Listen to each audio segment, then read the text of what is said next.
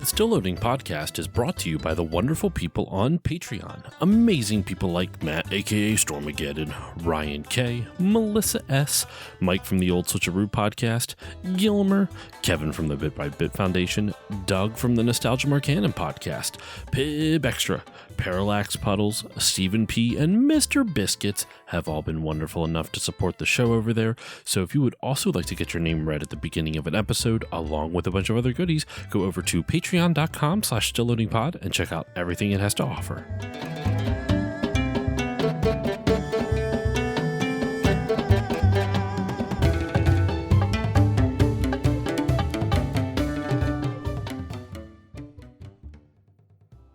On this episode of Still Loading, Shy Guys and Bob-Bombs and Birdos, oh my!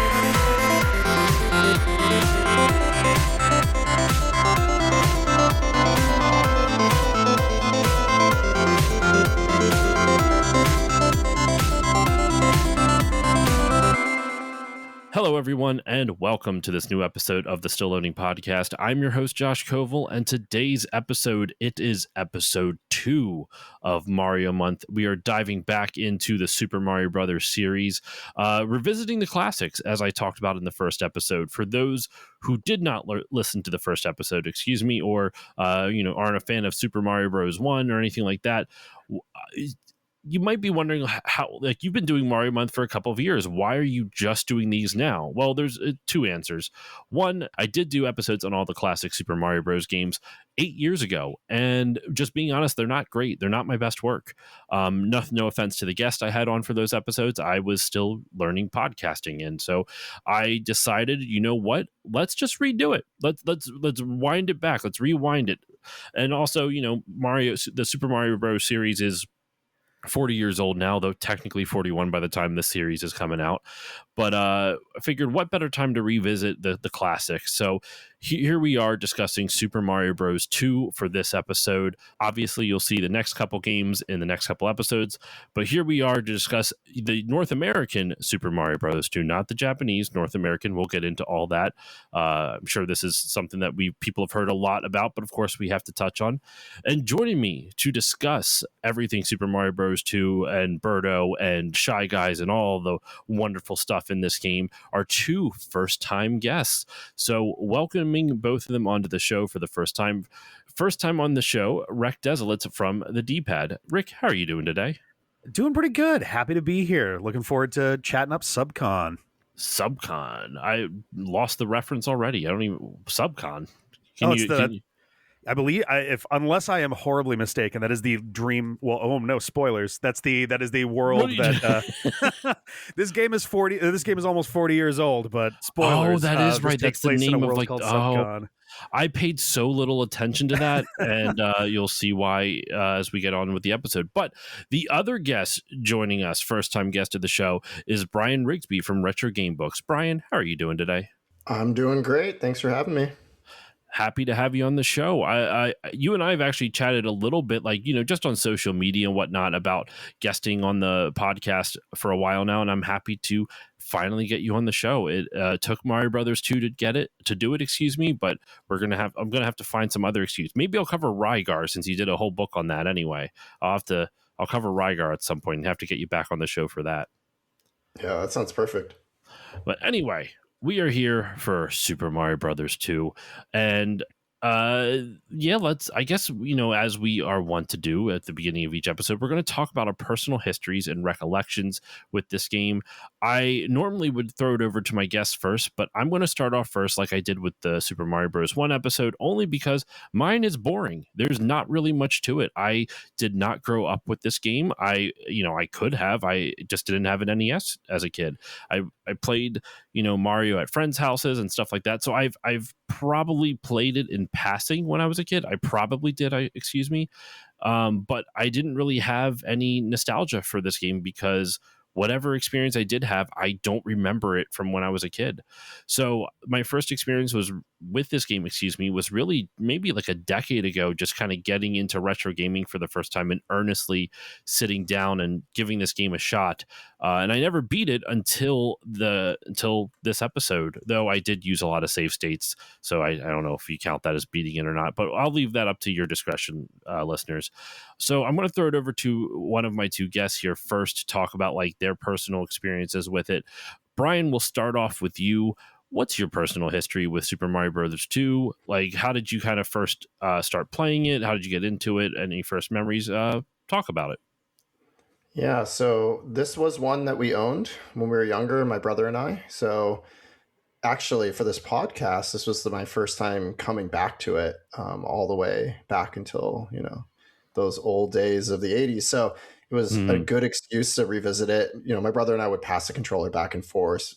It was like one of those kind of games. We had played the first Super Mario. Our neighbor had it, would later get the first one and the third one, that kind of stuff to complete the set. It wasn't until later that I, learned about, why is it different and all that stuff that I'm sure we'll talk about today, but that was irrelevant to us at the time. It was interesting, different, and new. And we had the first year of Nintendo Power, and people will probably remember that first cover was the one that had Super Mario Brothers 2 on it. Yes. And so it kind of just brought it to the forefront, made it more interesting, more of a spectacle. We got that free one in the mail or however we got it. Who knows? But yeah, we subscribed for a year. But yeah, that's what brought it to the forefront. And I think we beat it when we were kids. I want to say we did, but memory's fuzzy. It's hard to say for sure. If you did, man, that is incredibly impressive, because as I get into my thoughts on the gameplay for this, I got a lot of strong feelings about this game that I'm excited to dive into. But before we do all that, of course, Rick, throwing it over to you, what's your personal history and experiences with Super Mario Brothers 2? Yeah, so Mario 2 is definitely a game that I grew up with. I was born in the late 80s, and my folks were, at the time, late 20s, early 30s, and they actually bought themselves an NES when I was like 2 or 3. And after like a year or so of my dad kind of idly playing with it and being kind of interested, I wound up like getting into it a little bit at like, I don't know, I was like 4 years old or something. And he was just like, oh my God, he's kicking my ass at this game. I think this might just be his. And so like at the time we had like some Sesame Street game and we had Mario 1, and then they found out there were more Mario games and I liked those. So they grabbed 2 and 3, and I was super fat. All 3 of them I wound up kind of falling in love with for different reasons. But like Mario 2 was always so fascinating to me because it was so different from the other 2. Like just everything about it was completely, like, just from the look of it, the sound of it, the way that you interact with it, it was very, very interesting how that all kind of wound up working. And then later on in like high school, I learned, I don't know if you guys know this, but this game actually used to be a different game in Japan. What? I know. This is news to me. Could you imagine if someone came on and was actually like, oh my God, guys, this is going to blow your mind in the year 2026. Well, but I do, not to be dismissive of it, I do think there is actually probably a non-zero amount of people who don't know this. I feel like it's common knowledge for people like us who are in the retro games or just gaming in general, like especially the retro gaming content creation space or just game history in general. But there's stuff where it's like I will find out from, friends of mine who listen to the show periodically, just to be nice, but but I'm grateful. But they'll be like, "What? I didn't know." Like Sony helped create Nintendo helped create the PlayStation. So stuff that like we've heard ad nauseum a bunch of times, where it's commonplace to us. But I that's why it's. I know it sounds silly, but like I will always touch on the what I consider obvious facts, just because you never know. Kind of like what Stan Lee says about Marvel Comics, you never know if it's someone's first comic or first time hearing it. Yeah, absolutely.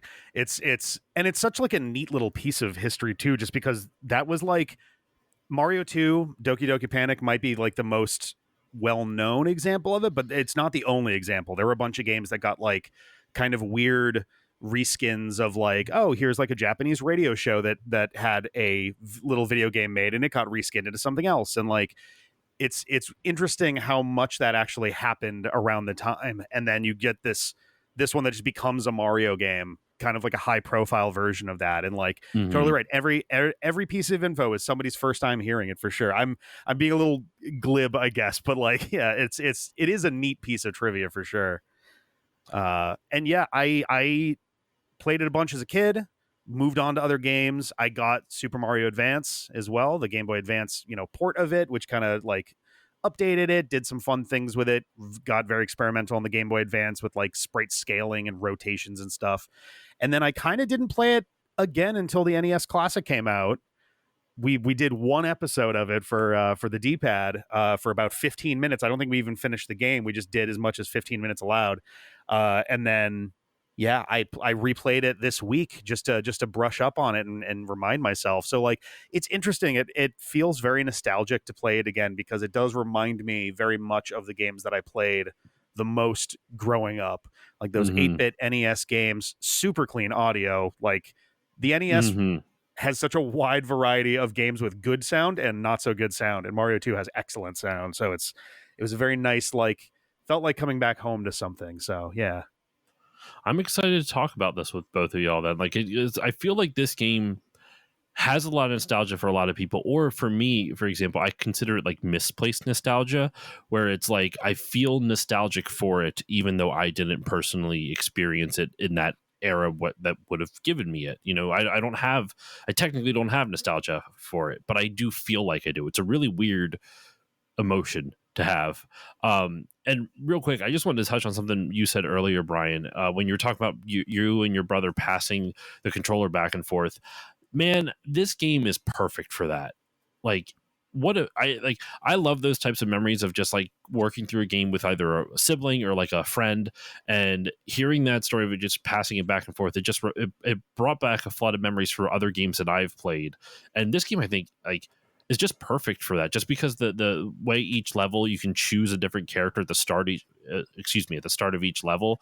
Do you think that for yourself, Brian, do you think that affected like your enjoyment of the game, like having like that like maybe not like, obviously it's nostalgic, but also like in terms of just playing through the game when it is a fairly challenging game? Do you think it made it more bearable through some of the challenging moments? Yeah, I think to a degree. I mean, especially as a kid, I wasn't, feeling like I needed the controller the whole time. Like, we were very accommodating. It felt good to kind of pass it back. And when you watch the other person play and you're not necessarily completely passive, right? You're kind of thinking like, oh, this is what I would have done a little differently, or he got a little farther than I did last time. So maybe I'll, you know, bring Luigi or Peach in there, it feels like time, that kind of thing. And you just kind of build off each other and get a little farther. Plus, especially when you're a kid, it's not like it's not one of those games where you're like having a 30-minute turn or something and just sitting there waiting for too long. So it worked well. I love that. I love hearing those types of stories and those types of memories. And in thinking of the different characters you can play, one of the big things of big differences in this game compared to Super Mario Bros. 1 was that you could play as the four different characters as opposed to just Mario, or technically palette swap Mario, which was Luigi. In this, Mario and Luigi are distinct characters. Toad and Peach, or Toadstool at the time, are also distinct characters that you can play as. Each have different strengths and weaknesses. And just to run it down real quickly, Mario is like your all-around character. He's fine at jumping, at speed, and at strength, but there are people who are obviously better at jumping, better at speed, and better at strength than he is. He's just your all-around, a semi-above average character. Luigi has crazy high ups. I believe he's got more strength than Mario, but he's slower or something like that. I forget all the strength differences, but Luigi can jump really high. Toadstool / Peach can float and kind of hover, and then Toad isn't that strong and can't jump as high, but is fast as shit. So each one offers different ways to get around different challenges. Because, like I said, while Toad can't jump high, because he's so fast, you can clear gaps that are larger than what Mario could. And same with Luigi, since he can jump higher, he can clear gaps that Mario couldn't. Or there's even clever ways where they bring Toadstool around where like she can clear gaps she can clear gaps that maybe Luigi couldn't because his head would hit the ceiling, but because she hovers, it doesn't. Like there's a lot of they find a lot of fun ways to switch up to design. Excuse me. They find a lot of fun ways to create challenges that are that are good for a specific character, and encourages the player then to experiment with all the different characters and see if there's like shortcuts you can take with some that you wouldn't have been able to prior with others. But we'll get into all that in just a moment. I say all that and I break all that down real quickly just to ask both of you, who's your go-to? Who was your go-to character that you found yourself playing more often than not? We'll start off with you, Brian. Which one of these four did you find yourself drawn to more often? It's funny because whenever I replay a game, especially like a much older game, I find that I do everything almost exactly the same way I did when I was, 8, 9, 10 years old. Mm-hmm. As I am now. Like I feel like I've only gotten the same ending of Chrono Trigger like all 3 times I played it, and like I always just do things the same way. Like something has not changed, but with Mario 2, it was actually kind of inverted for me. So as a kid, we were very like we would use Peach a lot because or Toadstool because the float just felt easier. And then we'd kind of experiment a little bit with Luigi every now and then. And then on the desert levels, we'd have this argument about like, who can dig faster? Like, why is that important? That kind of stuff. But it was mostly Toadstool. And then this time I just wanted to be Mario and Toad. I wanted to be more like middle, vanilla style characters that are just a little more predictable. Like Toadstool, she has the float, but you got to kind of time it in your head when it's going to drop. Should I drop premature? Should I try to clear one more gap? And I just kind of wanted to put all that noise aside and just play it more like a Mario game this time. So that's kind of how it went for me. Nice. What about you, Rick? I am generally speaking a Luigi main. If we're gonna go do that terminology for this, I definitely like playing. Like Luigi is great just because his jump is crazy and it makes some of the more frustrating platforming elements, or even just areas where he can kind of skip whole chunks of the level. It makes that a little bit more, a little bit less painful. I love playing as Toadstool as well. The hover is great. There's literally a level in the game where everybody has a painful time with it, unless you're Toadstool, the Peach Pit in World 3-2. Otherwise, you have to go under and do like this obnoxious pile of like bomb walls and things. I've played as Toad a handful of times. I like how quick he is. Pulling stuff up, he's faster than everybody as well, which is great. I think the first time I played this game, I played as Mario, and then I never went back to him, just because. And it's such a like curse for Mario in his own franchise that anytime there's multiple characters, he is almost universally like the averageiest at them, even though in his own world, like diegetically, he's supposed to be like the guy. He is the jumper. He is this and that. But anytime it's a like a character select, it's like he's pretty good at everything, I guess. If you want somebody else, that they could do that too. But yeah, Luigi, second is Peach, and then Toad if I'm looking for kind of a different flavor for it. That is a really good point. That it is kind of sad that Mario is the second or third fiddle in his own game whenever there's a multiple character selecting. That is a very good point.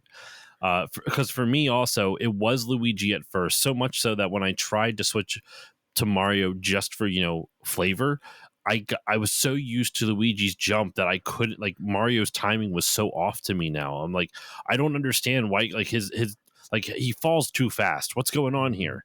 It was because I was so used to Luigi's like extra high jump, and I was used to the extra time that I got because of it. And it is funny how that works out. Now, some quick fun facts about the game, and we're going to kind of go through stuff that a lot of people already know about, but like Rick and I were talking about earlier, you never know if it's someone's first time learning about all this stuff. So the big thing that this is a fact that a lot of people know now, but it was obviously pretty surprising when people learned about it back in the day. This was not meant to be a Mario game originally. Sort of. It's yes and no. So This game was actually called Doki Doki Panic, and it was released in Japan on the Famicom Disk System back on July 10th, 1987. And when it was made to be like basically like an advertising, like a crossover gimmick, like a tie-in, like a collaboration. That's the word I couldn't think of. A collaboration with Fuji TV. Fuji TV was in Japan, was going to have this big television festival in the summer of 1987. It was supposed to, it was going to be a thing where they would show off new programs they have, ways to, I guess, entice viewers to, watch their programming and whatnot. And they went to Nintendo and they said, "Hey, we're doing this big TV festival in the summer.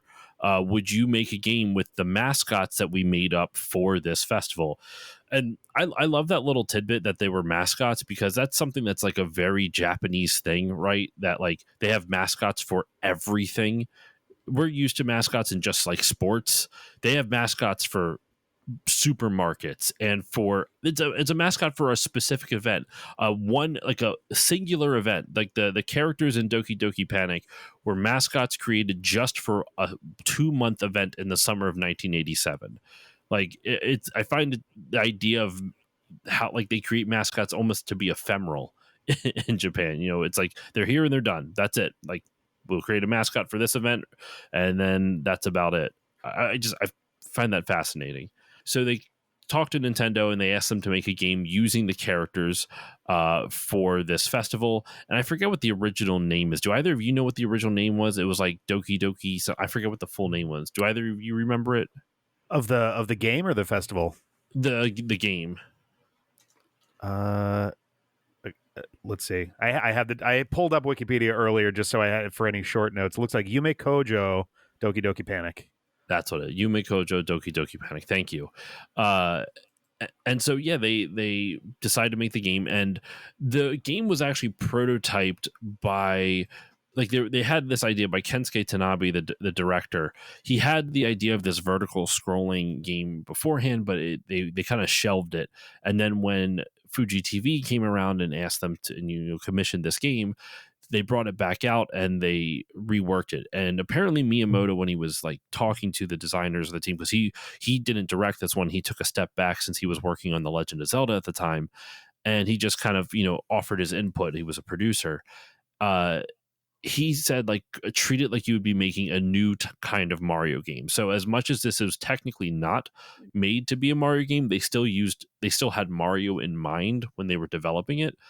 And they make the game, they put it out, and they make the game, they put it out, and that's done in that moment. The real Super Mario Bros. 2, which we did end up getting in North America for part of the Super Mario All-Stars collection, it was Super Mario Bros. The Lost Levels on there, and obviously we've seen tons of re-releases from it since. When that first came to Nintendo of America, before after the game came out in Japan, also on the Famicom Disk System, Howard Lincoln, who was, I don't know if he was the president or he was one of the people working at Nintendo of America before he kind of worked his way up. I don't know exactly like what title he had at the time, but he was kind of like the go-to guy for testing games and making sure like they would be palatable or appealing to the American market, to the North American market. And he played it and hated it. He did not enjoy it whatsoever. Have either of you guys played the original Super Mario Bros. 2, aka The Lost Levels? Oh yeah, for sure. Any opinions or feelings about it from either one of you? I mean, it's much harder than the first one. I don't think that Howard Lincoln was necessarily wrong in thinking that it may not have gone over super great. Mario 1 is tough, but it's not like impossible. The Lost Levels, as we know it today, like literally from the beginning of the game, is just like brutal. Like poison mushrooms and areas where you have to like use the wind and spring timing and stuff to get through the stage is like way, way, way tougher than the original. And at the time video games were still kind of more of a novelty at that point. Like it was becoming what it is today in those early like stages, but it was still at a point where like very fragile trying to market video games back then. So I can understand why he might have looked at that and gone, ooh, maybe not. And actually, real quick, I said Howard Lincoln. He did work for Nintendo. He was the president of Nintendo of America for a while. But no, Howard Phillips is the person we are all thinking of right now, who played Super Mario Bros. 2 and said it was too hard and would probably not do well. So he sends it back. So he goes to Minoru Arakawa, who was the president of NOA at the time, and he sends it back to his father-in-law. Which, how crazy is that? Like, the father-in-law, like, he hires his son-in-law, and the dude has to head up the entire North American branch. I feel like that'd be so nerve-wracking.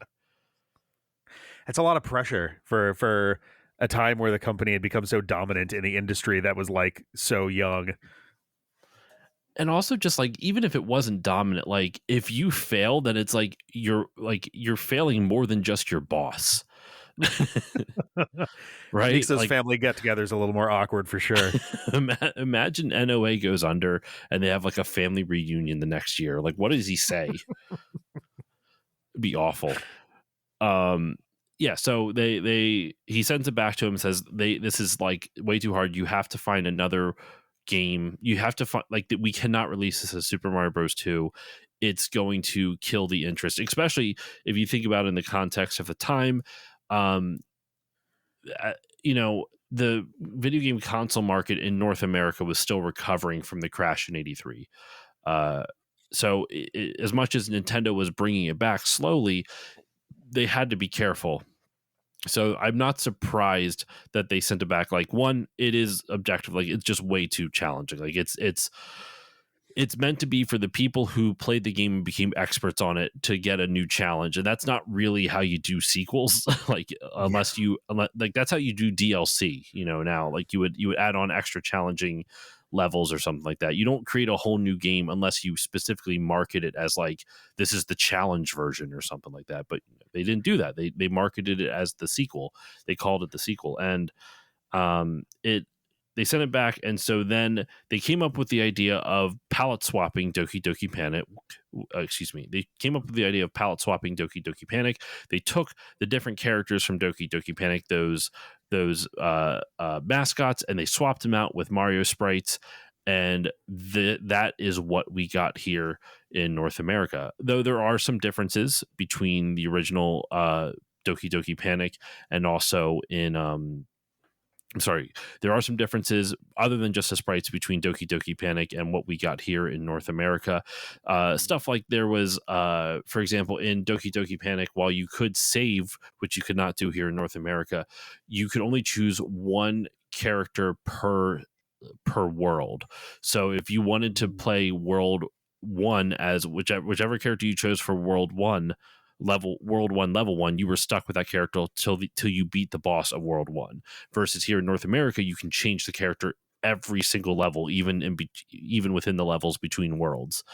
Stuff like that. There's a couple other minor things, like there's like extra animations and stuff like that, but those were the big differences. There's a couple other minor things that that I can touch on as we get into the gameplay.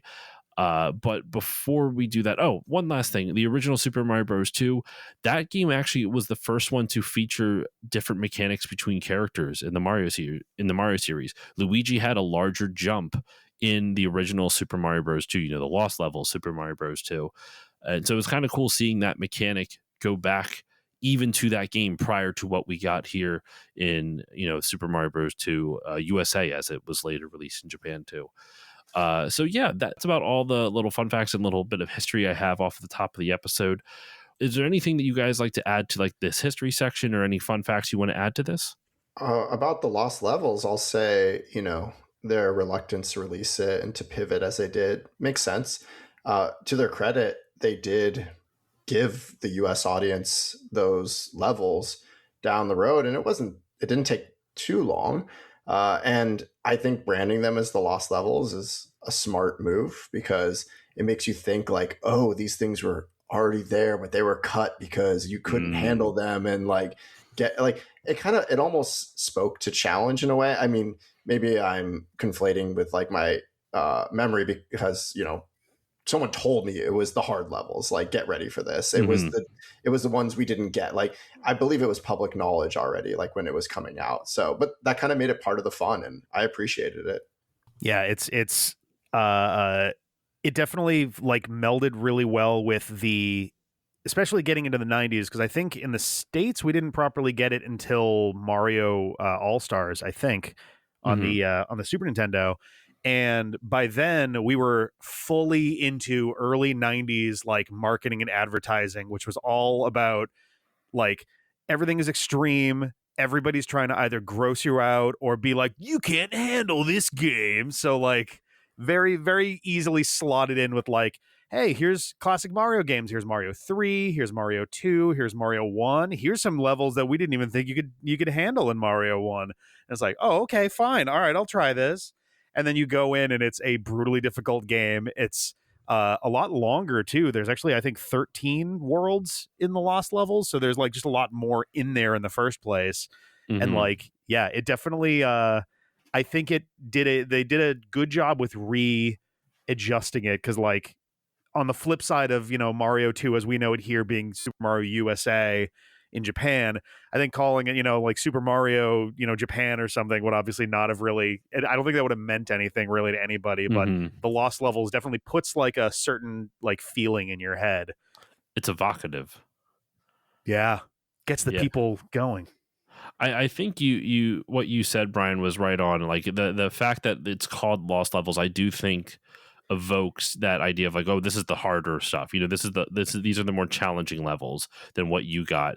And I think you're right. I don't whether that was intentional or not, I don't know, but I do think that you're right in that name does evoke the idea of like, well, do you think you can do this? Like, I bet you can. Like, it really kind of throws a challenge down to gamers, and I thought that like I like that. I think it's I think that name is very strong, and I agree with both of you on that.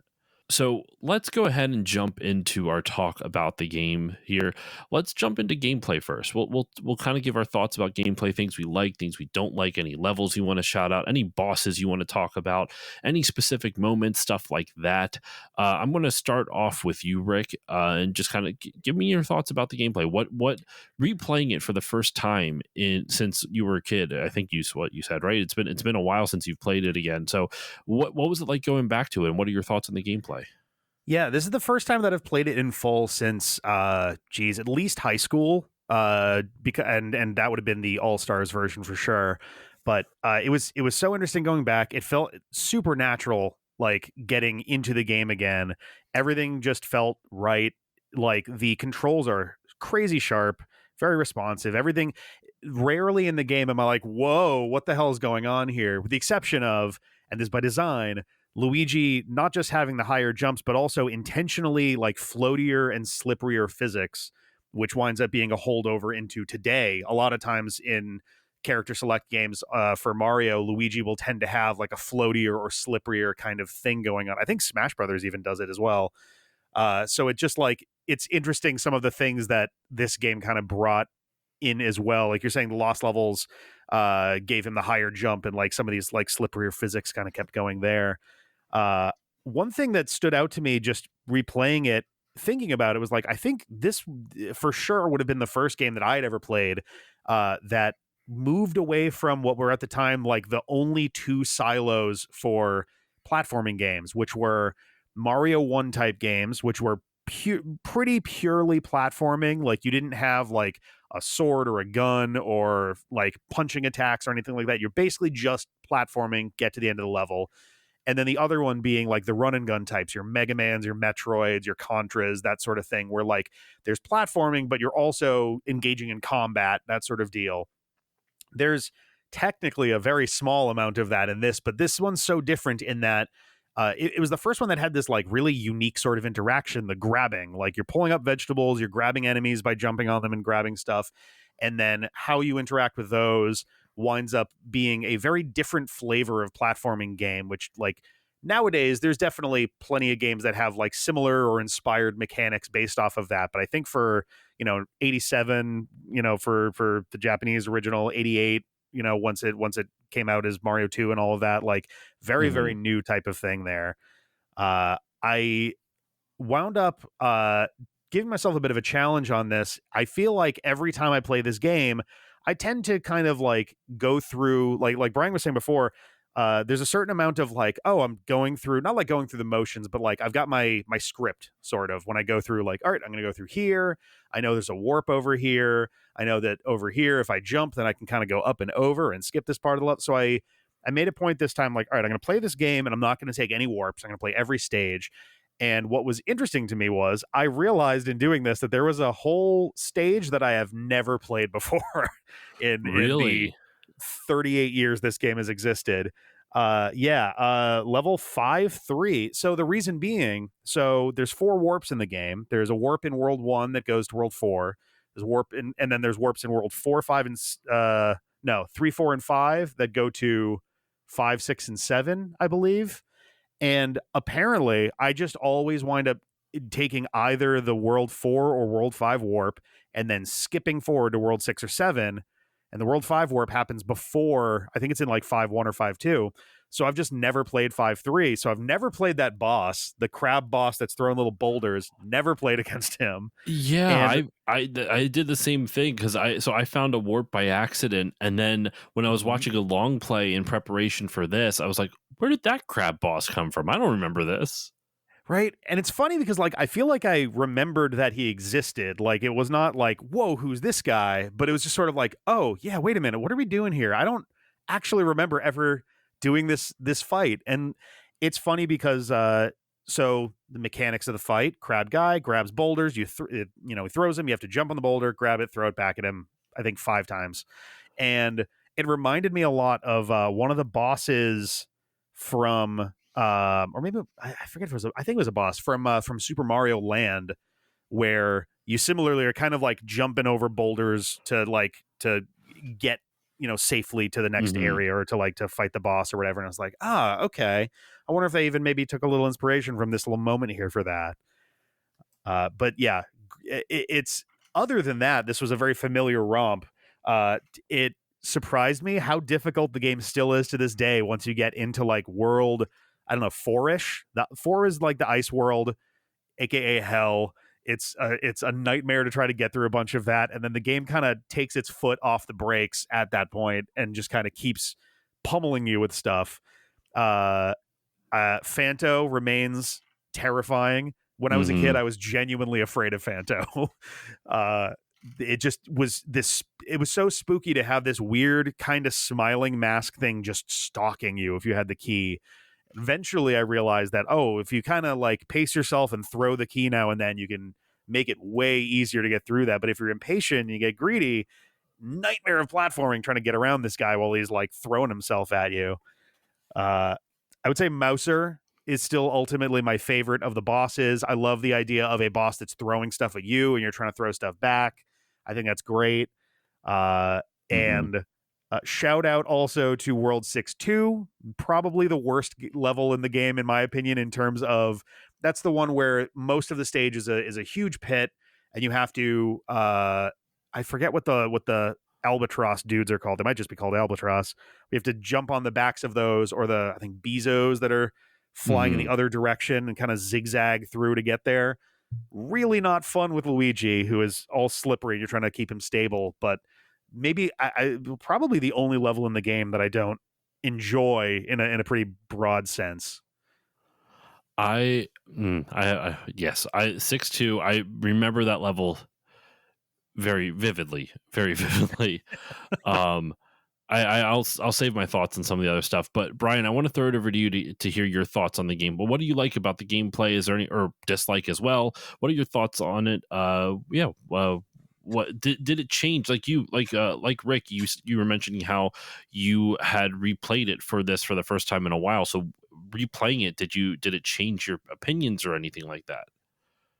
I mean, opinions are still pretty similar, but I try to experience more of it, like try to have try to see more of the game as much as I could. But I still remember, that the feeling of like, you go into the dream world and you fall into it, and they show off the verticality of this game from the get-go. You fall down something like 5 screens, and it's like there's no reason other than to like kind of drive in the narrative.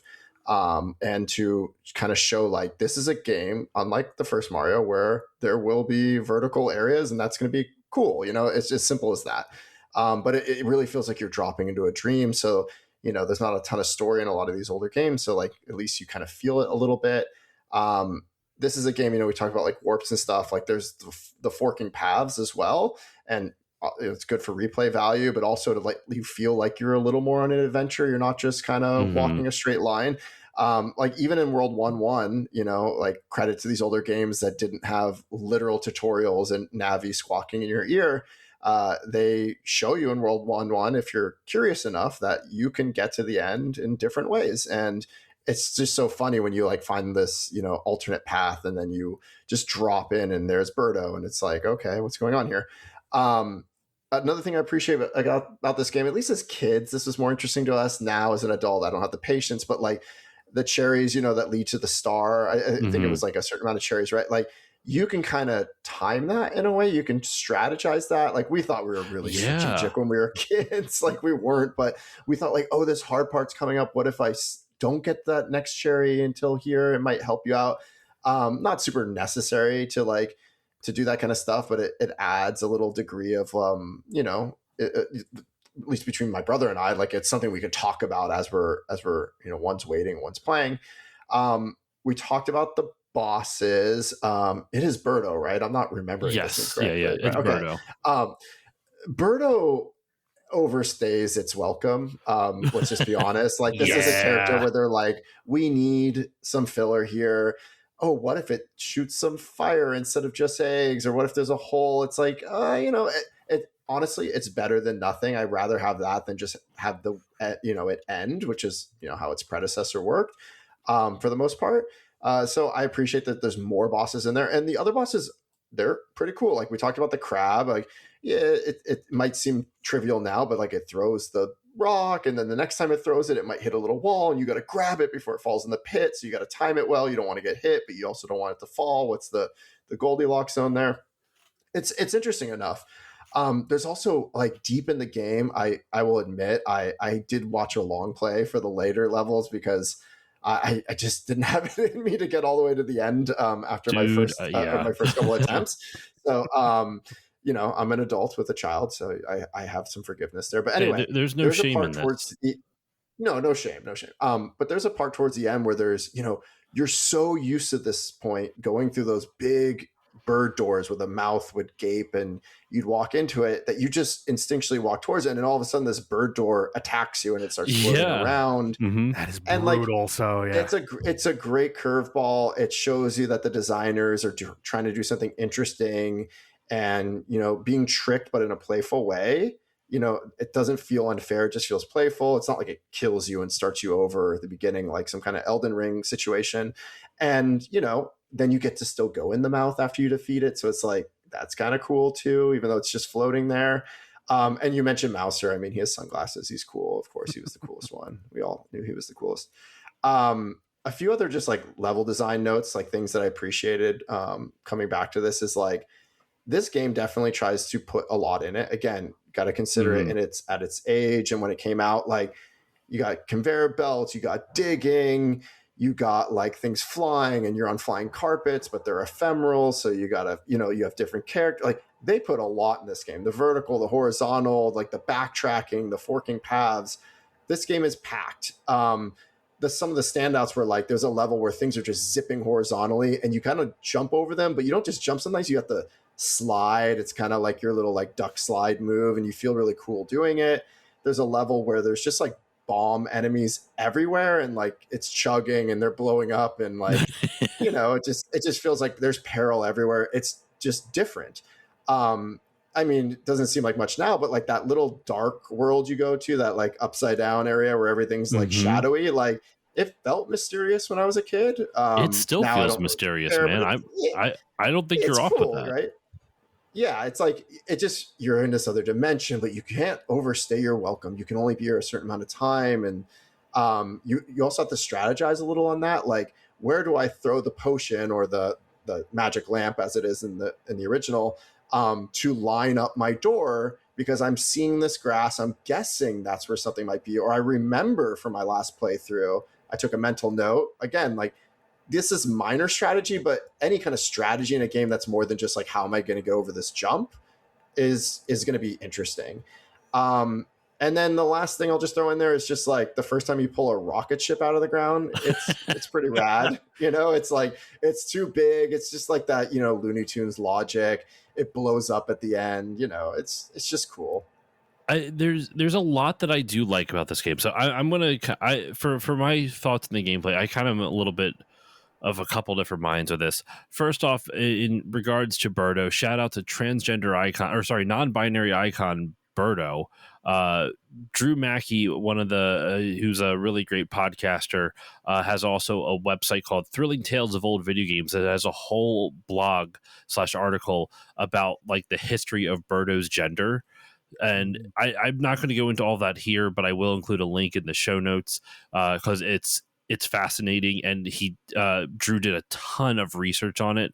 But I at least, of course, had to at least bring it up here. Shout out to Birdo just for being Birdo. You know, as much as Birdo does wear out their welcome in this game, it is still like, it is something that's like very memorable. Like, they are a very memorable, and maybe because you have to fight them so many goddamn times. Jesus Christ. But it's a memorable boss for sure. So my thoughts, I'm of a couple different minds with this.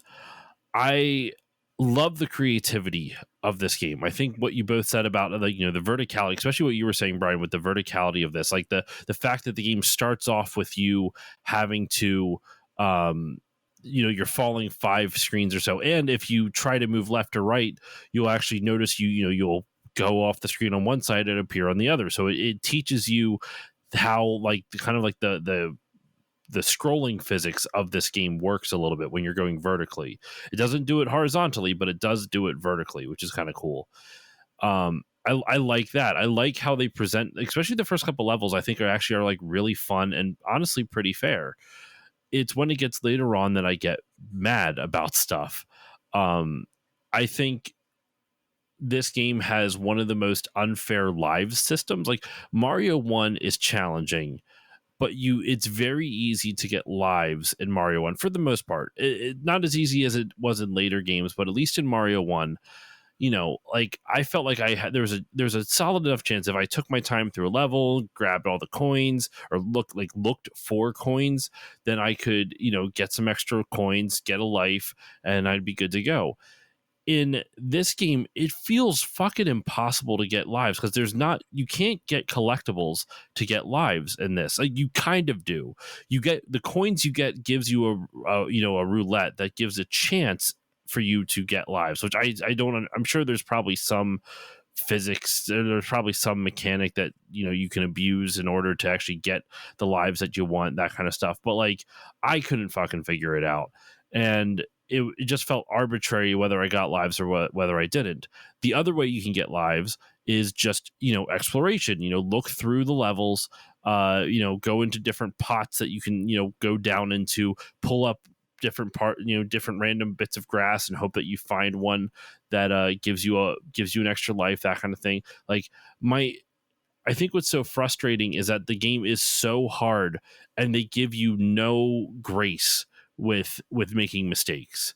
Like, it is, if you die and lose all your lives, you go back to the beginning of the game, from what I remember. Am I correct with that? Like, from what I remember playing, that's what it was. If you lose all your lives, you start all the way over, right? Yeah, So I played it on my well, it's not an NES, it's an AVS, but like, yeah, you get shuttled right back. It's rough.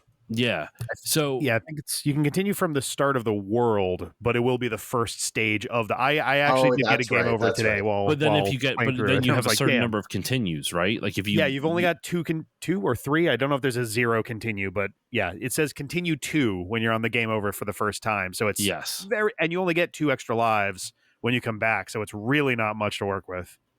So, and that was my first major issue with it. It was that, like, I wouldn't have as much of an issue with that the continues and then going all the way back to the beginning of the game if there was a way that you could, I'm not say farm lives, but just get lives without like trying to like luck into it. Like lives feel like it's all luck.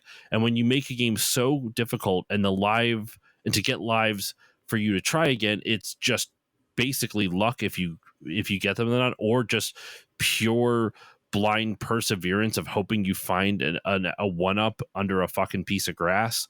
Like it just it really got under my skin, because that's when I ended up starting using save states. When I started losing all my lives, I'm like, I'm gonna have to fucking start all the way over, aren't I? I'm not doing that. I got a kid. I don't got time for this shit. And like Mario 1, I use save states to save time as well, but the game felt fair still. Like I felt like I could have done that. I could have like beaten the game even if I would have just taken my time with it. Versus with this, it felt like it wasn't insurmountable, but it felt like it was going to be. It felt like the amount of effort required to beat this game was significantly more than the original Super Mario Brothers. And not because the game is that vastly more difficult. I mean, I think it is more difficult, but because the live system is just so brutally unfair. And that really got under my skin. In terms of just pure mechanics and everything, I like a lot of the stuff they added to it. I thought it was really cool. Like the digging mechanic is a lot of fun. The picking enemies up is so different and so unique, and that makes it a lot of fun. And I really like that. Plus, you can, throw into one, and then he bounces into the next guy, and you just feel so successful when you get a combo like that. Mm-hmm. That like, there's a couple times I beat bosses where I got 2 hits on the boss with like 1 projectile because of the bouncing and stuff like that. Like, or like you were saying, like it takes out multiple enemies. Like there's a lot of. I think what the reason I said I was of 2 minds is that there is so much to like here. The switch up of the gameplay mechanics, it still feels Mario, but it feels like this is just like a new version of Mario, what they set out to do with Doki Doki Panic. And I think they honestly succeeded with that, because it feels like Mario, but just Mario adjacent.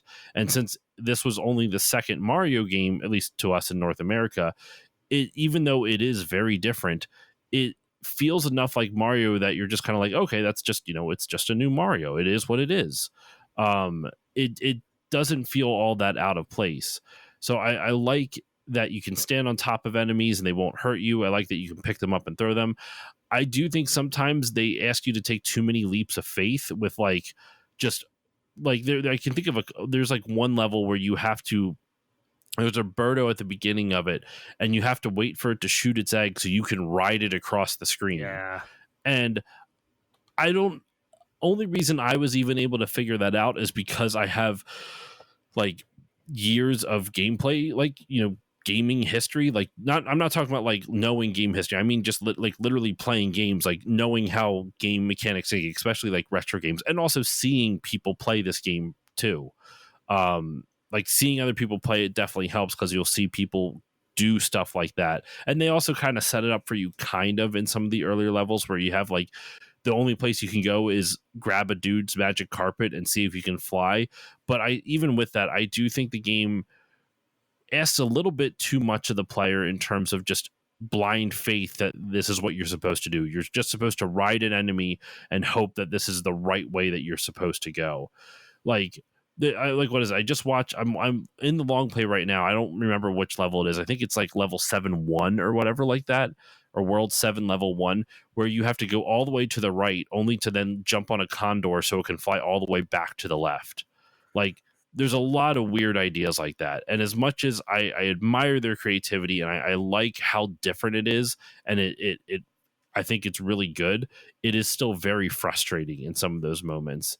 Yeah.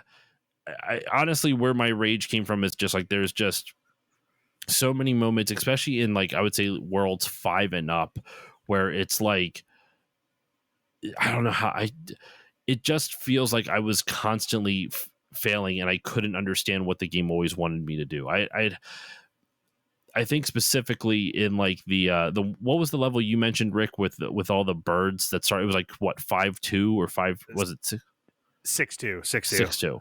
Yep. Yeah. That one was really frustrating because there's like 20 birds on screen at once, and then they don't stop coming. They're always going to spawn. Stuff like that. Also, like when they would make other levels where they would make you stack things to climb up while they have like tons of enemies shooting projectiles at you. Like there's just the challenge just felt all over the place. So I think my criticisms, to kind of boil down this long-winded rant, my criticisms are that I think the gameplay difficulty is unbalanced. I was not a fan of the live system just because it is brutally unfair.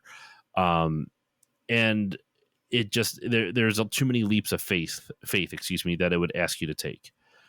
With all that said, the compliments, like I said before, I think I like the picking up mechanic, the digging, all that other stuff.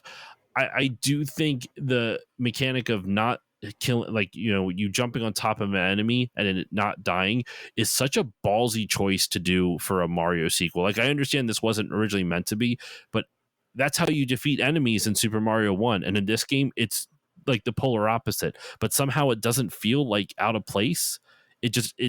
I don't know why exactly, but it just works. I think like the changes to the gameplay were just so unique and different. They do try to iterate on it a lot, especially with the later bosses. Like if you watch, even just watching the progressions of Birdo, where like you start off and Birdo is only shooting eggs, and so it teaches you how to jump on a moving projectile, pick it up, throw it back, and then they start throwing fireballs that you can't pick up that'll hurt you instantly or kill you if you don't have enough health left. And then they start ones that are only shooting fireballs, and you have to find projectiles around the level. And so like they try different things and different ideas, and they iterate on the mechanics that they teach you. It's just, like I said, it feels very inconsistent, and the leaps of blind faith just kind of get under my skin. But sorry, that was a long-winded rant. Do either of you guys agree with me on any of that? I think a lot of that is very true. And honestly, both of you kind of talked about Birdo in particular being kind of a pain, outstaying their welcome. One thing that I found very interesting, 5-3, the level I hadn't played before, you fight Birdo and then you fight a boss. And I think it's the only boss level where that's the case. So I was not expecting that. But something that occurred to me while both of you were talking about Birdo is like, if this was a game that was being made today, like trying to make the same goal of like, game design, I think more modern game design paradigms, I think Birdo would be one of those like evolving enemies beyond just like eggs and fire. And it would be a different situation of like, okay, maybe in this one she's got like a rapid fire situation going on, like boop boop boop, like 3 things really quick, or like, oh, they're gonna like spray like a shotgun, or like have a weird arcing pattern like Captain K. Rool or something like that. Like it's interesting to look at a game like this that has does have a lot of like, I don't know if I'd say issues. I think it's got like moments that are like critically not super well thought out. They're not necessarily the worst, but they definitely are like weak points for the game, where like they definitely could be improved or at least made more interesting, if nothing else. And yeah, I think like I wound up using Rewind a little bit today in 7.2, mostly because or 7.1 and 7.2, just because I was like, man, I'm at 0 lives. I don't want to replay this whole world, and I just want to make sure that this is in my head right or whatever. And like, yeah, it gets you the difficulty curve of a game, you want to be fairly smooth. You want it to be like not overly predictable, but you want it to steadily get more challenging. You learn techniques and you get to implement them. And like somewhere in between World 4, World 5, it's just kind of like, all right, we're moving at a certain pace, and then it's like a right angle and it just spikes and it just never stops after that point. And like I think that's a very good point, that like in that moment it really stops becoming as fun as the first like 3 worlds are, when it starts to get like just intense. Enemies everywhere, sniffets shooting at you everywhere, dudes falling on you from above all over the place. Like, yeah, the difficulty, it's ironic that this game wound up being converted fully into a Mario game as a result of the lost levels being played, and Howard Phillips saying like, I don't know if this is going to work too well. This might be a little bit too difficult. And then we come up with a game where it's still pretty difficult. Like I would say in some cases harder than the lost levels, which is very interesting in the grand scheme of things. Yeah, I mean, I didn't even think about that that it might be hard. I just assumed the lost levels would be harder, but I feel like if you're used to like Super Mario Bros. Mechanics, it's not like that much. Like you just kind of get used to like. I feel like the lost levels or like the Mario 2 that we got that came out is basically like, you know, what is it? It's like Kaizo Mario. It's like proto Kaizo Mario that you would see now with like all the, you know, the fake outs and things just kind of dick the player over. Like the fact that there's a mushroom that kills you as opposed to like, you know, turns you into Super Mario, that feels something straight out of Kaizo. And so I would assume that like, you know, the original Super Mario 2 would have been, you know, much more challenging or more challenging than this. But like, man, there's just so many moments in this that just like, I can attest, like my daughter was like nervous watching me play because I was getting so frustrated. Like I was always so calm with her, but she would like just see me go like, God damn it, like just like losing my shit over this game. And she's like, I don't think I want to play this Mario game. Daddy's getting really mad. Oh no. I was losing my shit. A lot of it was, you know, my fault, but there's just certain moments where it's like, it just, I don't know. Another thing, I don't know is if this isn't the same in the original or if this was just on the NES Classic version. Do you guys ever feel like you can't stay on the goddamn ladders? Oh, that was in the original for sure. Yeah, they're slippery. Yeah. Oh my god, that pissed me off. So many times I'd be trying to climb up and get away from an enemy, and I would accidentally bump the D-pad, slightly to the left or right, and it would shoot me off. And I'm like, God, just give me a break, please. That was literally the moment that had me using Rewind today, fighting the Birdo in super close quarters, the one that's got the key that actually gets you to the end. Yes, I just kept slipping off. And it's on a conveyor belt, right? Is that the one you're talking about? Yeah. God damn, I hate that fight so much. That one's rough. Also, like I had no idea Phanto's the mask thing, right? I always forget the names of everything. Yep. When you get the key from that Birdo, you pick it up. I didn't realize, like I had thought like if I drop the key, Phanto's going to get it and then I lose it and then I'll never get it back. And that's not the case. You can just like, you can pick it up and throw it. And so like when you come out the door on the other side and there's the two glowy balls that are like going really fast around like these one square blocks. Mm-hmm. I was like desperately trying to get over it and it's like freaking out and I kept getting hit and losing health, and now I realize I could have just destroyed them with the key and then have Phanto not even take it. I could have just destroyed them one at a time, had Phanto disappear, and then pick it up and then just move on. And I made that a lot harder for myself than it needed to be. That would make for a very interesting variation on Mario. I guess it would make it harder in the end, but if Phanto could steal the key and you had to go like reclaim it again if he managed to pick it up. That's what I thought it was, but like obviously you would only like he would only, it's not like he would do it instantly. It would be, you know, after, you know, like 10-15 seconds or something or whatever time that it would really need to do with that. The last thing I want to talk about in terms of the gameplay is just something that I really admire about this game is that it is just so weird in a good way. Like there's like the amount of enemies, like the character designs and everything with this, and we can, I guess that this could then translate into like visual and presentation, but like all of them are so unique and varied, and even like with the exception of Birdo repeating, but like thinking of like how Wirt looks, thinking how the Shy Guys look and how like they iterate on those with, you know, whether they shoot out little balls out of their noses or you know, all that stuff. I don't know. I really like all the different enemies and how they change up the mechanics with them. I think they're a lot more interesting enemies than they are in like the standard Super Mario Bros. Games. Like I don't know. I enjoy the variety of mechanics that the enemies present to you in this, and it's funny that because even though this game wasn't meant to be a Mario game, it ended up creating some staples. You know, Shy Guys, Bob-ombs, Birdo, like I mentioned in the cold open.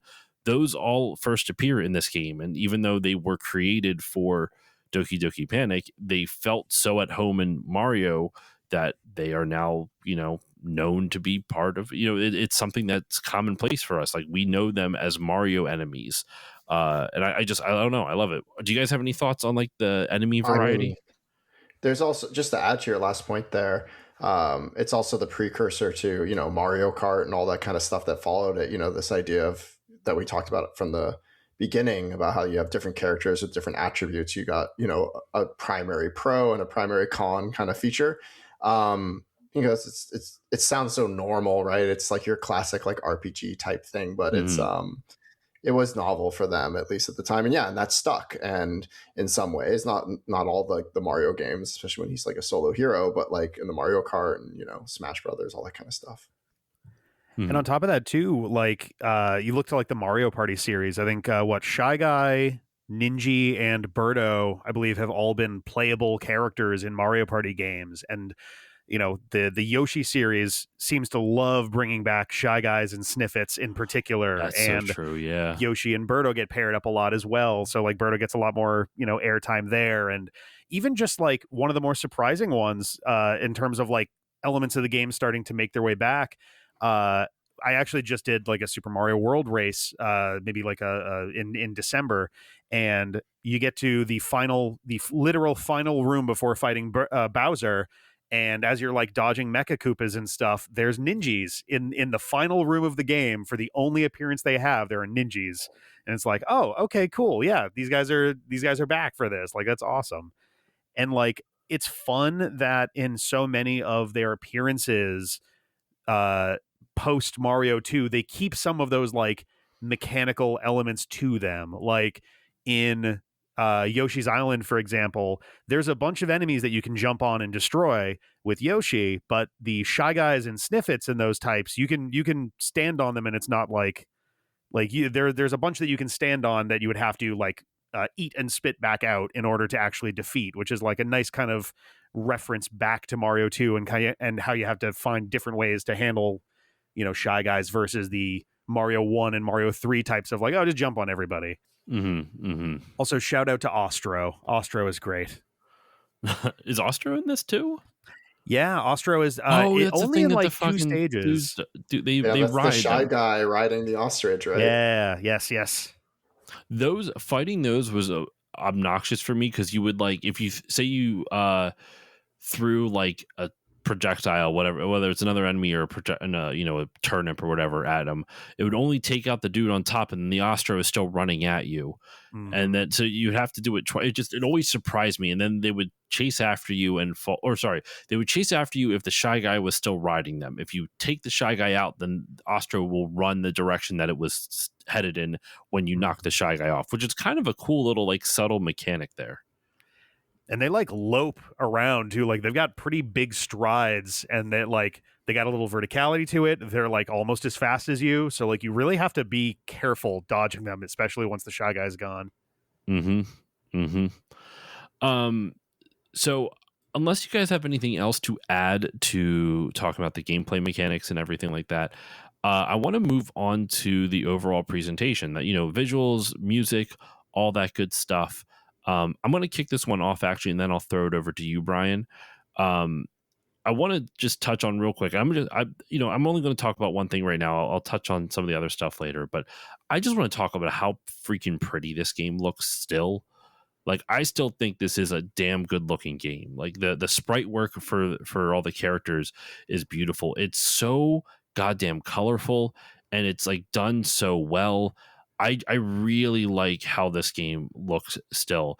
One of the reasons I didn't touch on it earlier because I wanted to bring it up here, but one of the other reasons that they left the original Super Mario Bros. 2 over in Japan is because it didn't really look different enough compared to the original Super Mario Bros. So, you know, if you think about it, by the time they would have had to port over Super Mario Bros. 2 from the Famicom disk system over to cartridges on the NES, the game would have looked like it still had 1985 graphics, but been out in like 87 or 88. Well, probably 87. You know, because having to switch this over pushed it back a little bit. But like, games coming out in 87 were a lot better looking than the original Super Mario Bros. And so, not to say, you know, Super Mario Bros. Looks bad, but, you know, just by comparison, the graphics had improved already. They were using different memory mapper chips at that point. And this game, man, it was a big step up visually, and it's noticeable. And I honestly think like it looks great still. Like I like that Mario has a blue outline for some reason. You know, in other games he has a black outline, but I like that it's kind of like this take a like a almost like a darker baby blue almost outline to him. I really like that. All the sprites look great. The colors, like the worlds and everything, are all like really varied. Like a lot of times, you know, in older games they repeat a lot of, especially on NES games, I should say, they have to repeat a lot of sprite or a lot of textures on the tiles, especially for like underground stuff like that. And while they do that in this, it feels a lot more natural, and it doesn't feel like what you saw in like Super Mario, in the original Super Mario Bros. Where like as soon as you entered a castle, it was the same goddamn block texture the whole way across. There's multiple times when you kind of enter inside caves or other stuff like that where they have lots of unique, different, varied textures, and it's really cool. So yeah, I like how this game looks. I'll talk about the music in a little bit, but I want to throw it over to you, Brian. You can feel free to go into either music or visuals. What are your thoughts on the presentation? So the music, I have to say, my favorite song in this game is the character select screen, which is unusual, but maybe it's also everyone else's favorite.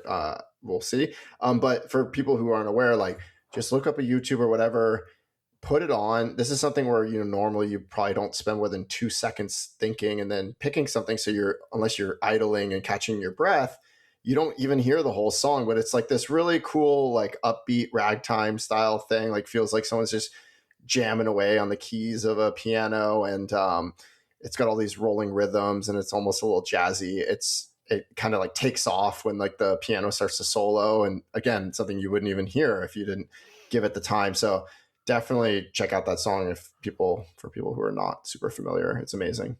Absolutely. I'll touch on my thoughts on the music in a little bit, but like you mentioning jazz and ragtime, yes, it very much is that.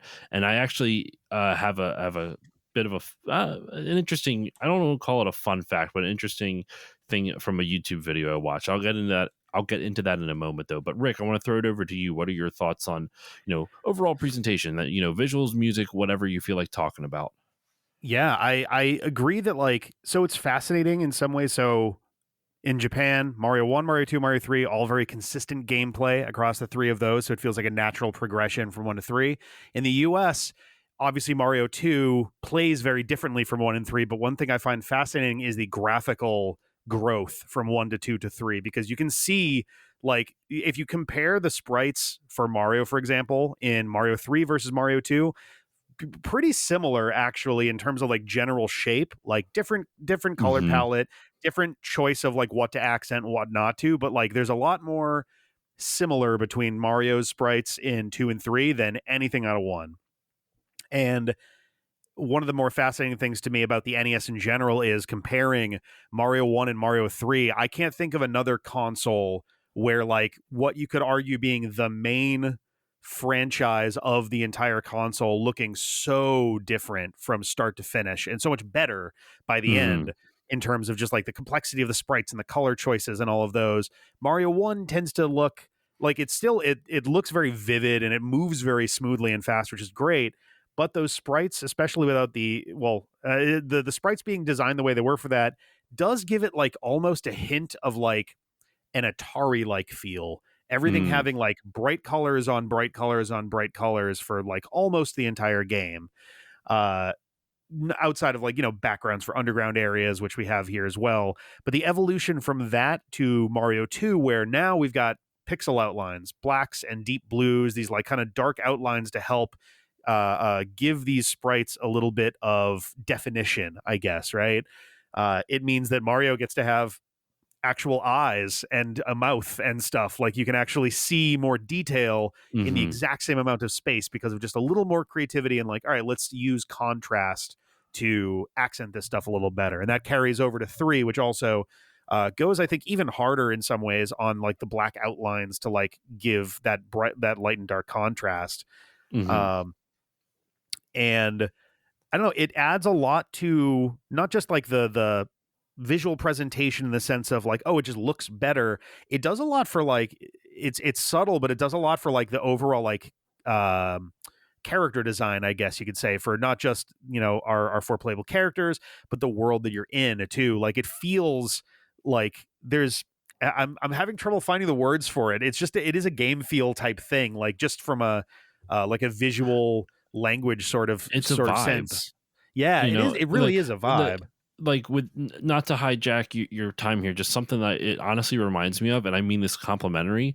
Sonic the Hedgehog. I feel like Sonic the Hedgehog's overall visual presentation for its world is very distinct. Like when you look at if someone does like an art style, like specifically in like a like Emerald Hill or something like that, with a very green and like kind of like a green grassy foresty type of look, you can tell when it's a Sonic game because it has such a distinct visual identity, and not just because like you don't have to have Sonic on the screen to know it's Sonic the Hedgehog, And Exactly. while not every level is like that in Mario 2, I feel like there's a handful of levels, specifically like the way they do hills with kind of like the diagonal stripes going on. I feel like you look at that, you're like, oh, that's Mario 2. Like, you don't even need to see Mario on the screen. You just see it, and you're like, oh, that's Mario 2.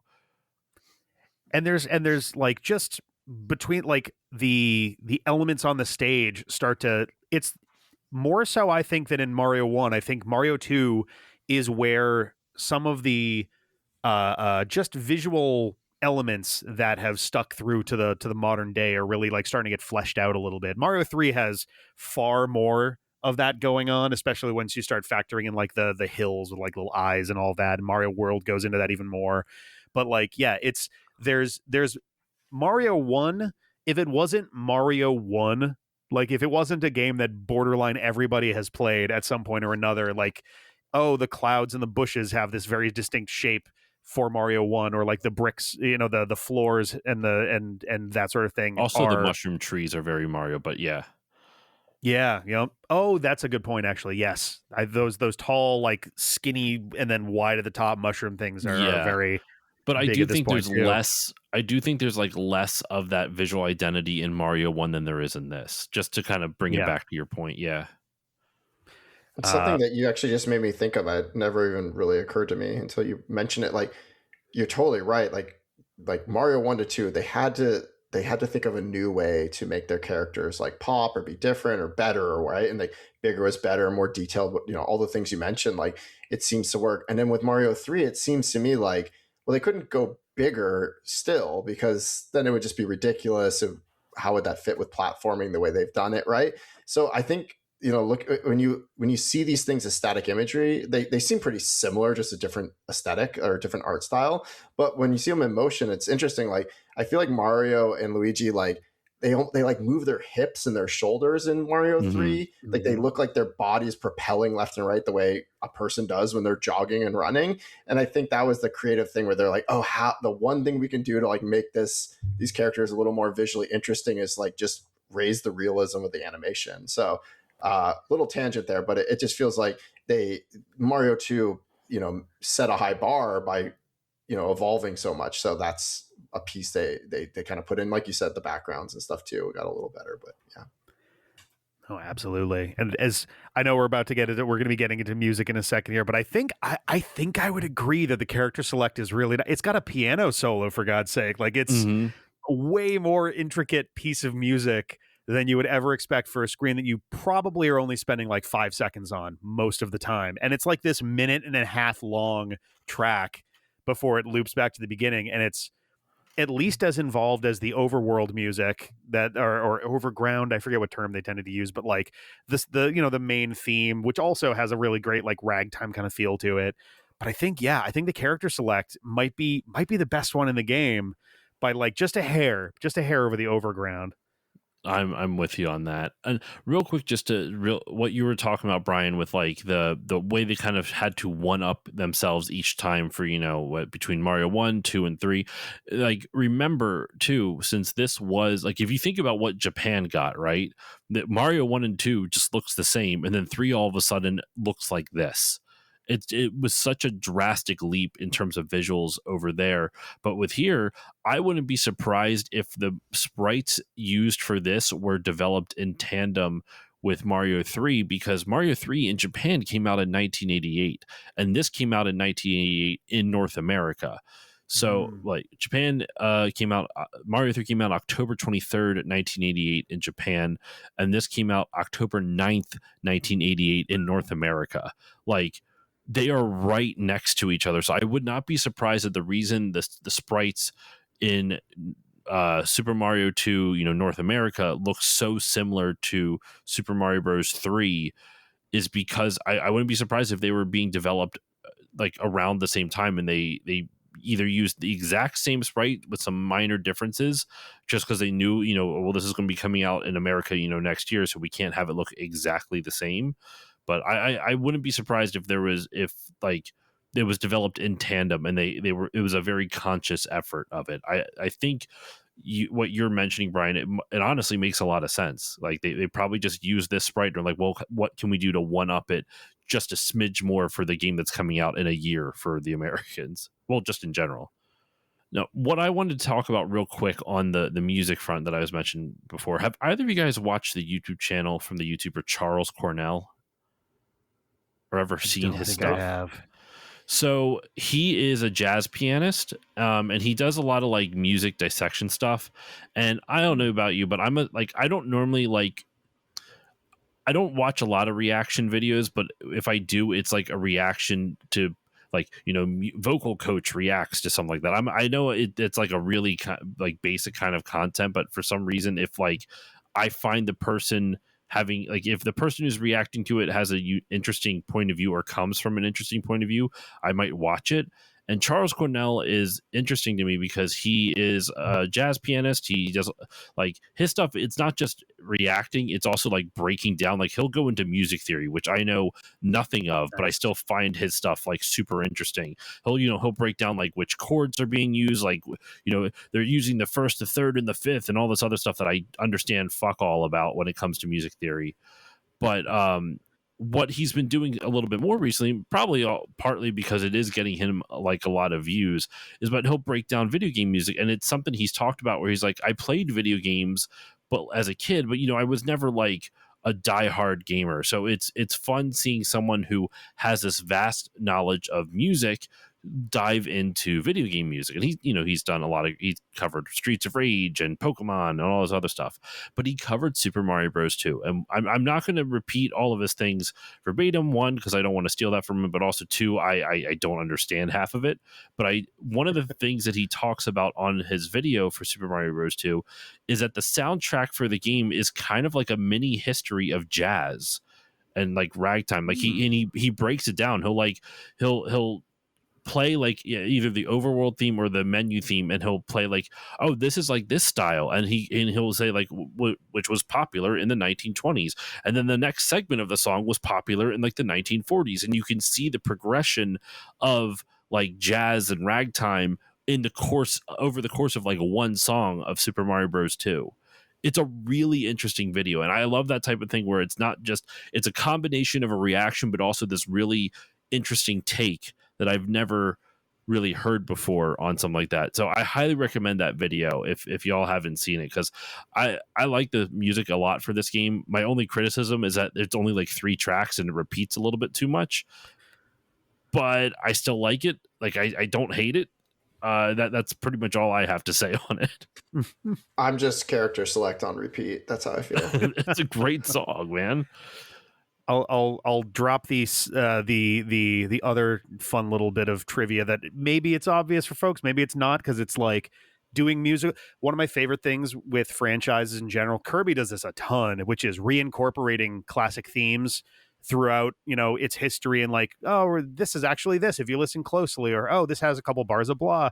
But for anybody who out there is listening and isn't aware, the title screen music, though, like when the story crawl is happening, it's like this jazzed up kind of version of the underwater theme from Mario 1, and that's like a super fun little, like, if you played Mario 1 and you came to this, it comes at you with like a little bit of, it actually fits really well with the theme of like dreams and stuff, because it's familiar, but you may not necessarily recognize why right away. Like it feels like it's something you should know, and it might take a minute to be like, whoa, wait a minute, I know what this is. I think that's super awesome. I love that. Yeah, I don't know what else to really add to this. Do you guys have any other final thoughts on music, visuals, or anything like that?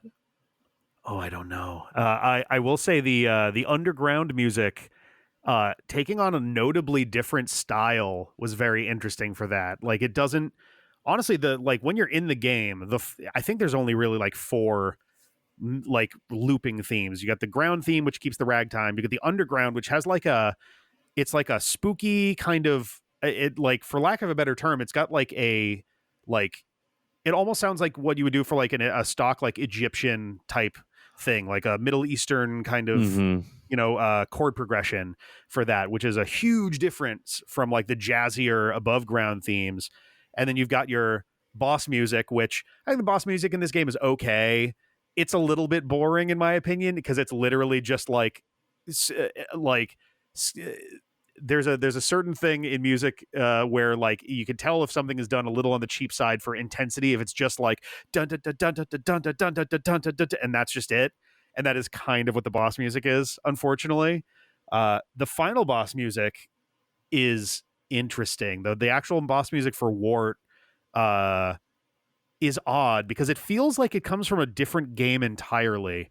I don't know what it is, but just the melody is like kind of all over the place. It's not bad, but it sounds like something you'd expect out of like almost like a Castlevania or a Ninja Turtles game or something. Like there's something about it that feels strange for Mario, which again, maybe that fits with the Dream theme. I don't know. I mean, the game was like the in Doki Doki Panic, the game was originally it was supposed to have like a Middle Eastern type of theme. Oh, that's true. Yeah. Yeah. So because like if you look at the original models, it's like I don't want to use the improper terms, but I believe so a lot of the information I got from the gaming historian video, and I believe he said like there was like a very Arabic theme. I don't know if that's correct at all, like if that's the proper term. So I apologize. I mean, there is like an Aladdin-esque looking like genie lamp in there, one of the sprite swaps. So there's definitely stuff going on in there for sure. Yeah, there's the lamp. There's flying carpets. A few of the levels are in desert. I think the character that Toad replaced had an actual like head wrapping. Yes, I don't know the term that was for it. Papa. He was the dad of the family. Yum. Oh, also 50-foot tall pottery, which that's not right. But it looks small on the outside, and then it's a lot bigger. It's like a TARDIS pottery. It's the classic cartoon house. The doctor should be traveling one of those in the future, just it'd be a stylish way to go. Right? It'd be crazy. All right. So what I want to move into now is just kind of our final thoughts on the game. What overall feelings about it? Like how do you feel about it all these years later? And also if there's any thoughts about the game's legacy. If you have, I have one thought on the legacy, but I want to hear, just kind of final thoughts, overall feelings, and legacy. We'll start off with Brian this time. So I definitely think it's worth checking out for people who haven't. And if you haven't since you were a kid, I'd say give it another go. I think save states is a perfectly acceptable way to experience this game. It's not like, also, we talked about difficulty earlier. I wouldn't, worry people. Don't shy away if you think it might be too hard. It's not like a Ninja Gaiden or, Battletoads kind of situation. Again, save states, nothing wrong with that. Or checking out a long play to finish the latter half in your second go, like I did. Totally okay. As far as the legacy goes, I mean, just the way that this was something else and became this, and then the something else also came to us, and then we got all that, and then all the characters that carried over to the future and the different attributes in other games that came after. All these things, like it is an essential part of the Mario legacy. It is part of that chain. Things built off of this, and it took a little bit from the past, but it was really its own thing, but it had staying power. So, yeah, I mean, I would look at it, I would play it even just for that reason, even if you've only played modern Mario games, just to see like where a lot of this stuff came from. But yeah, it's an interesting one. It's not one of my favorite Mario games, I will say. Like, I liked 3 and 1 better on the NES, even at the time. I remember feeling that way, but we pumped countless hours into this. It's a great game to at least play through once or get close to it. I'll jump in here for my thoughts on this one, and on Rick, I will give you the final say as one of the guests, so that way I'm not just hogging the mic. Though my only for me, this game, I'm of mixed opinions. Like I enjoyed the first couple worlds and despised the last few. I think this is still a fun game overall, but like it's you, unless you are either A, really good, or B, have a lot of patience, save states is, I feel like, it's the only way to go with this if you really want to like go through it all the way to the end.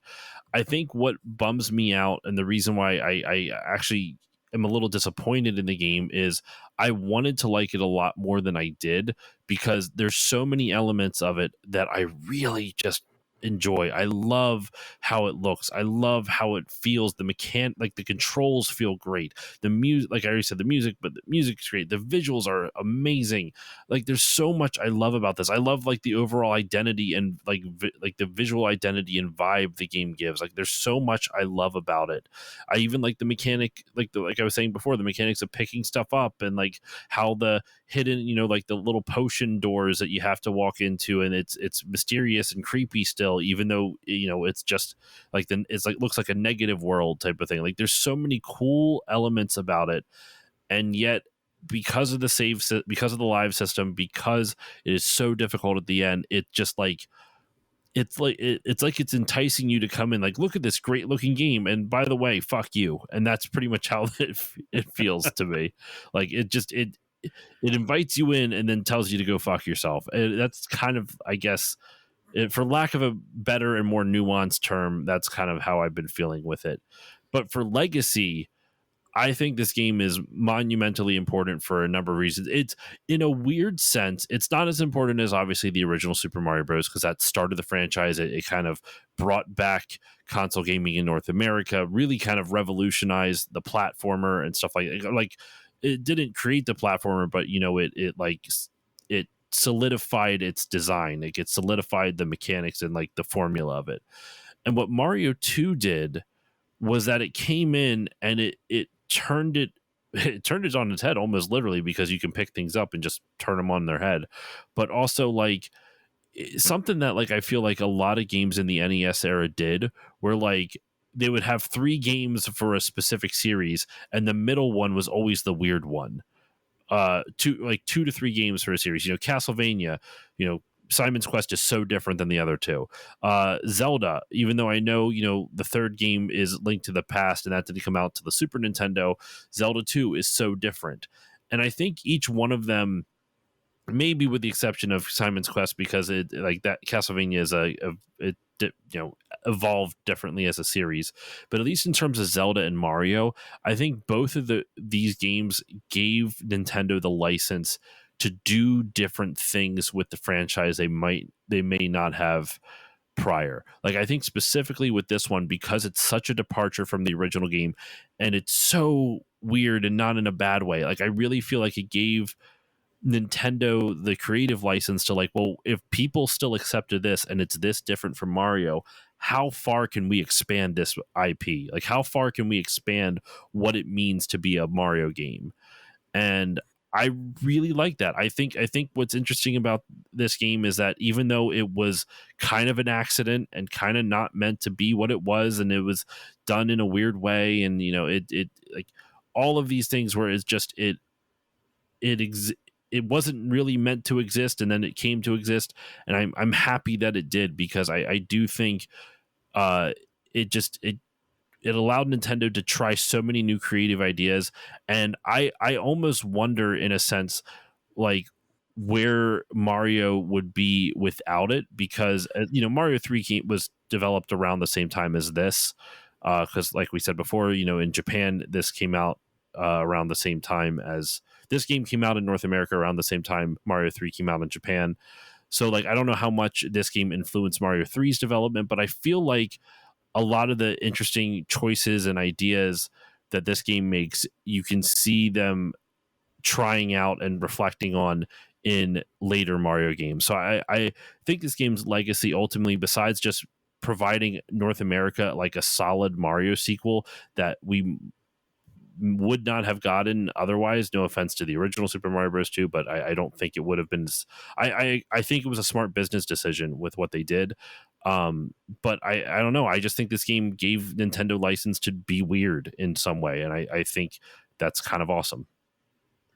Yeah, I think it really you made a good point about just like, yeah, trying out weird stuff. And I do have to wonder what the Mario franchise would look like today without Mario 2, including would it have lasted as long if they didn't experiment with the formula that early? Because if we got the Lost Levels as, the Super Mario Brothers 2 on the American side as well, we would have wound up with 3 platforming games that played very, very similarly. Like 3 had a few more elements to it, obviously. Not a few, a lot, but like ultimately is the same style of gameplay that only really started to further, I think, like really evolve with like Super Mario World, Yoshi's Island, if we include that in there, and then obviously forward into 3D. But like, I think it might have been a tougher sell in some ways without Mario 2 to kind of mix things up. If it's like, so as a comparison, the Mega Man series, for a very long time was the punching bag of video game critics for literally a very large portion of its existence, where, oh, here's Mega Man 5 or 6 all on the NES, and folks who were doing like, working for various like magazines and things would come on and be like, it's Mega Man again. Well, he looks the same, and the game is 8 robot masters, and he runs and shoots and does weapons. So, yep, it's the same game again. Mm-hmm. And like this eventually became a pretty. It went from kind of a critique of like, hey, maybe they should try something different, to by the time you get into like the 2000s, those reviews got pretty scathing of Mega Man, where it'd be like, hey, oh, look, it's Battle Network 6 and it's all the same again. Oh, look, it's Mega Man 04 and it's all the same again. Oh, look, it's another Mega Man X game. And like there came a point where the repetition became like a massive negative as compared to just like, oh, this is more of the same, more of what you like. And like, I think without Mario 2 in the mix to kind of shake things up and to help inspire stuff that would be presented down the line for the franchise, I think there was a real I don't think it would have like died, but I think it may have really like been a slower kind of growth for Mario in the end, in terms of like how much staying power it has, which is so interesting in the sense that like, so I like this game a lot from the outside, and it's obviously a massive, like critically important game in terms of the history of Mario, and in some ways the history of gaming. There are mechanics from that game that I don't know existed, if they existed before Mario 2, that nowadays, like, oh, if you have grabbing, throwing mechanics, like that's like okay, cool, that's just a thing that people do. But as much as I like the game from like a, an outside like nostalgic sort of standpoint, or looking at it, or just like listening to the music, I don't know that I like playing the game a lot these days, especially like it's one of those games you revisit, you play for like an hour, you get a certain amount into it, and then you're like, all right, cool, I'm satisfied. This was a nice trip down memory lane. But the longer you play, the more difficult it becomes, which to the point of like, oh, it's getting like brutal and maybe a little bit unfair with how it's presenting some of this stuff to you. And like, it does kind of, it's such an odd, like handling the good and the bad with this game is so interesting, because it's not like there's so many games where I can play it, I'll be like, this game is like a 9.5 out of 10 in my brain, because it would be perfect except for this one stupid mechanic that drives me crazy and I hate it, or whatever. But like with Mario 2, I don't know that there's any like one thing that stands out as being like, oh, this element of this game is bad, or oh, this mechanic doesn't work the way it's supposed to, or yada yada. Like, it's just kind of, there's just a feel to it later in the game that like doesn't work as well as like those earlier parts. And like, even outside of the Mario franchise, one of the cooler things to me with the legacy of the game, Link's Awakening, very popular game. Also, spoiler, takes place inside of a dream. And one of the cute things that game does is includes characters. It includes Wart, and Wart as I think Mamoru, I think the one of your three Ocarina buddies, Mm-hmm. and Shy Guys as characters in the game, as well as Kirby, who also famously has a lot of dreamy stuff associated with him. It's like an enemy version of Kirby.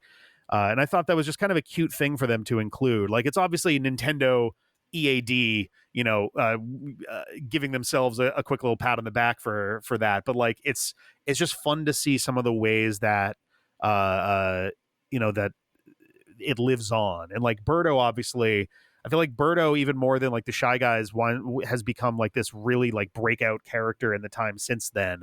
Like a super annoying boss fight in Super Mario RPG, for example, appearing in almost all of the Mario sports games. A ton of I think she's been in a handful of Mario Kart as well, Mario Party.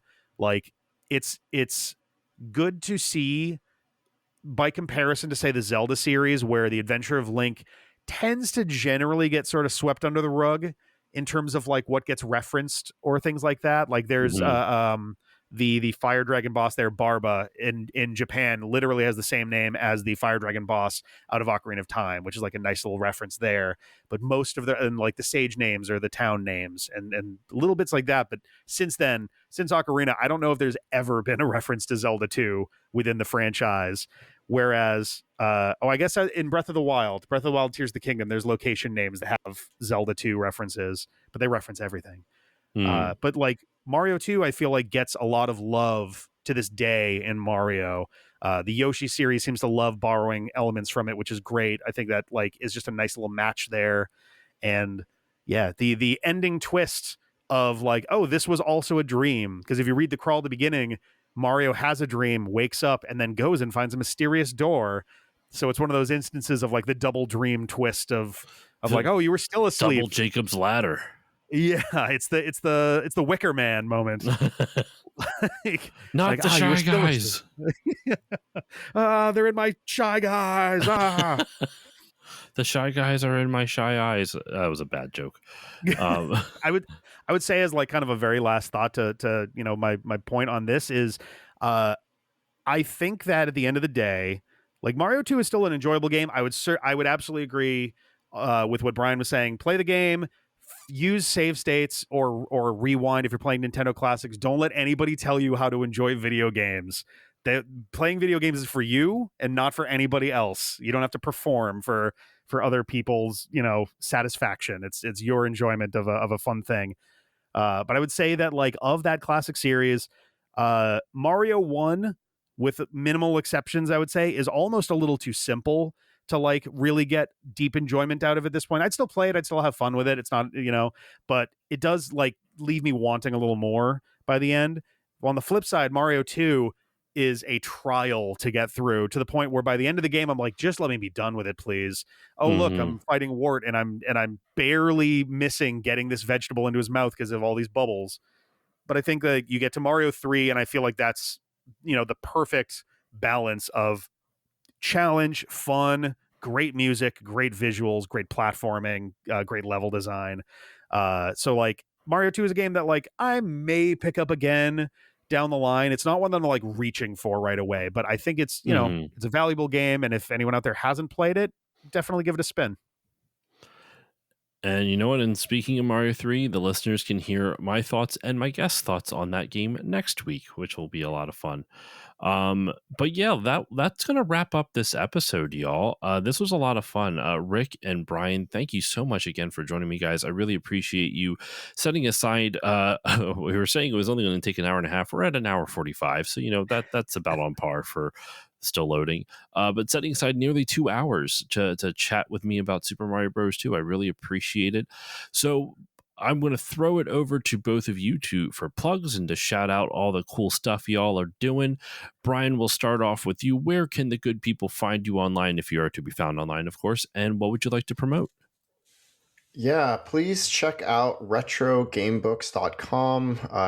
If you want to chat with us, we're on, Blue Sky, Discord, or whatever else. But yeah, retrogamebooks.com. You can check out our catalog. We have books on map series, so SNES, Genesis, NES. We have the history of Rygar, pixel art, Metroid, notebooks, coloring books, stickers, all kinds of good stuff. by the time this airs, these might be out, these next two, but if not, keep an eye out. So 2 new books this year, from Pixels to Prose. What Video Games Taught Me About Storytelling is by Nadia Oxford. Some people are probably familiar with her name. She was on the show just a couple months ago. Oh, perfect. There you go. So everyone will be familiar. It's like memoirs intermixed with every chapter has at least one game that kind of interlaces with the story. Really interesting, funny. It's witty. It's great. The other one is called I Am Not Good. It's by Nate Drake. This is the history of cheating. So cheating meaning like, dirty cheaters, but also like Game Genie, cheat codes, the social cultural aspects of these things. It's just a really in-depth, cool history book on the topic. But yeah, come check us out. And more to come. We'll take pitches again in the future. We love working with artists and writers, and check us out. All right. I'll include a link to the website in the show notes, as well as obviously the Blue Sky and any other social media. Rick, what about you? Where can the good people find you online if you are to be found online? And what would you like to promote? Yeah, I think the easiest place people can find me is at dpad.fm. Right now, it just redirects to our YouTube channel, youtube.com/@the_dpad.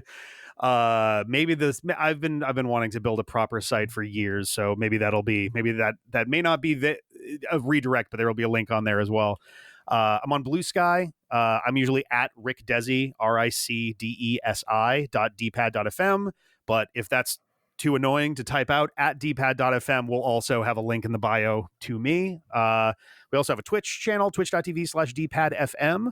And at the time that this is coming out, we're going to be coming up on, I may be involved in a PAX panel. I might be hosting another one as well, TBD, as well as April 3rd into 4th, we're going to be having a 24-hour marathon stream to celebrate the 15th anniversary of the D-pad. And we're bringing back we're hoping to be bringing back members of the channel who haven't been around for quite a while, kind of bringing it all together.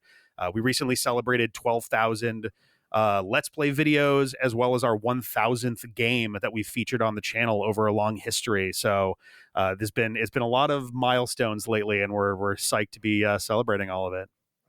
That's awesome. I'm going to definitely have to check out that live stream then. That's amazing.